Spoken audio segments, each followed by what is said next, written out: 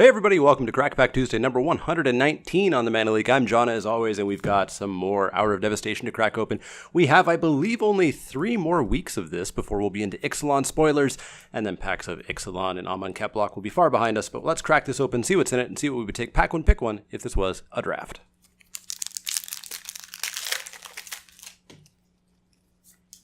Up first is Frontline Devastator. Frontline Devastator is 3 and a red for a creature, zombie, minotaur, warrior. It's a 3/3 with a flick 2, 1 and a red. You give it fire breathing, +1/+0 till end of turn.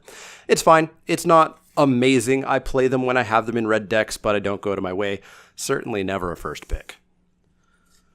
Unquenchable Thirst is probably about a first pick, I think. It's 1 and a blue for an enchantment or enchant creature. When it enters the battlefield, the creature doesn't untap during its controller's on-tap step, but if you have a desert, it taps the creature as well. I wasn't super high on this way back at the beginning. I wasn't sure about how often you'd have deserts. Turns out you'll have and should have deserts if you need them, such as for this card. And this card just being 2 mana is fantastic. In a weak pack, I'd consider first picking it, so we can have it hang out in frame for the time being.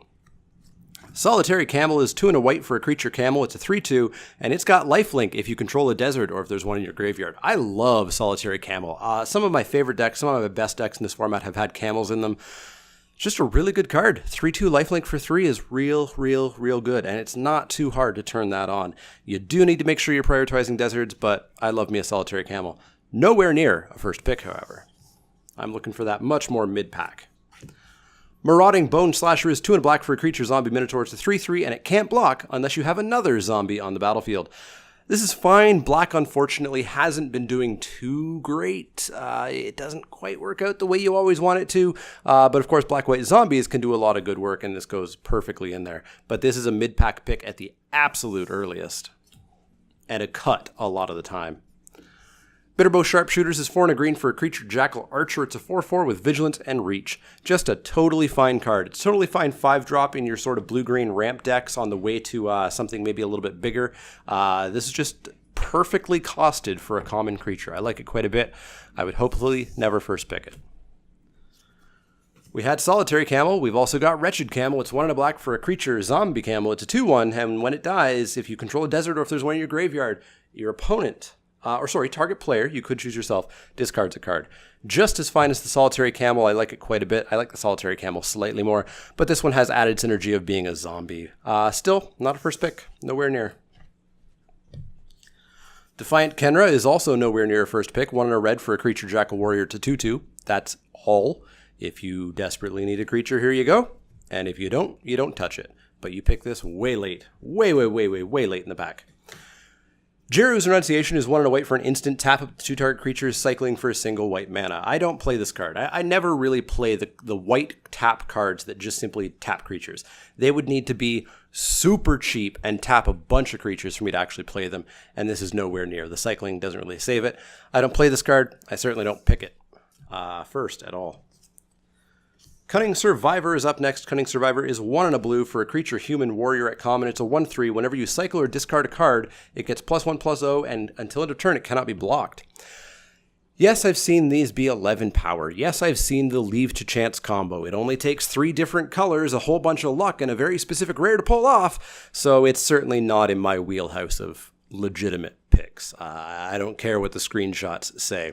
Realistically, in my experience, match after match after match of having seen these, they typically get +1/+0. And that's about it.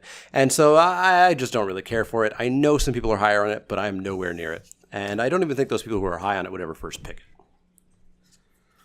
Wall of Forgotten Pharaohs is our final common. It's a 2 generic mana artifact creature wall. It's an 0/4. It's got Defender, as all walls do. You can tap it to deal 1 damage to target player, but only if you have a desert in your graveyard or on the battlefield. I like this card. It's totally fine. I was really down on this when I first started, and I was too far down on it. I think the wall definitely does help out a little bit. The creatures that attack with 4 power aren't quite as plentiful as they were in Amonkhet, and the super go wide decks aren't quite as plentiful as they were either. Still, I strongly prefer this in like a red-white deck or in a white-green deck. I love these with Dauntless Avens where I can ping twice in a turn. I like this as part of an aggressive package. I don't like this as a plan to get to the late game because I am still on the side of saying that trying desperately to get to the late game is going to lose you more matches than win you in this format. But still, even though I do like it, nowhere near a first pick. Our first uncommon is a Bloodwater Entity, 1 blue-red for a creature elemental. It's a 2/2 flyer, it's got prowess, and when it enters the battlefield, you may put target instant or sorcery card from your graveyard on top of your library. This is fine, and I would definitely consider first picking it. It's a gold card, which means it goes down slightly in the odds that I want to first pick it. But I would, and I believe I have, actually. Blue-red spells is certainly a good deck, and this is an all-star in it. We'll keep it in frame. I'm not sure if it wins out over Unquenchable Thirst or not. Up next is Consign to Oblivion. Consign is 1 and a blue for an instant. Return target non-land permanent to its owner's hand. Oblivion is a sorcery with Aftermath. Target opponent discards 2 cards. I love Consign. Oblivion I don't care about. It's free, so if I happen to be in black and I happen to have 5 mana and I'm not going to be doing anything else, I'll cast it. Why not? But I'm not even thinking about it. I'm not even planning on it. I'm all in on Consign, which I would consider first picking as well. It's just a really good tempo card. Our final uncommon is Ramunap Ruins. It's a land desert. Tap to add a colorless mana to your mana pool. Pay 1 life, add red to your mana pool. Pay 2 red, tap, sack a desert. Ramunap Ruins deals 2 damage to each opponent. Love these deserts. I don't ever first pick them unless the pack is awful, and this pack isn't awful, so we're not going anywhere near it for the first pick. Our rare is a rare that I really don't care about. Hour of Revelation is 3 white. It does cost 3 less if there are 10 or more non-land permanents on the battlefield, which is not a common sight. And what does it do? Well, it destroys all non-land permanents.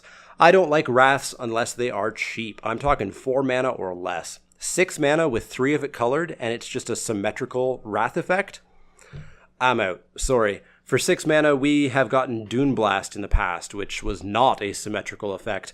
This just doesn't do enough for me. It doesn't have a home in this format from my experience, and so I'm never really first picking. I'm never really playing Hour of Revelation.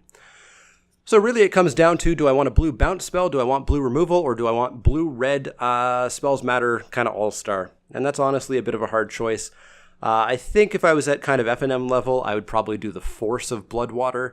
I think the slightly more correct pick is probably the Unquenchable Thirst. So let's say that.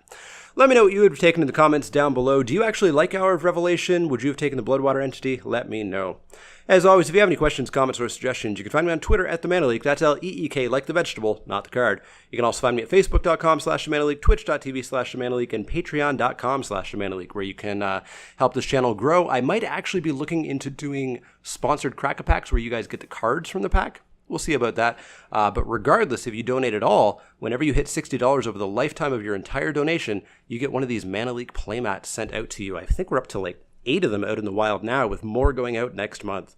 But as always, if you like the content, click that thumbs up button. If you haven't before and you want to see more, click subscribe. And if you do have any questions, comments, or suggestions, let me know. Otherwise, see you all next time.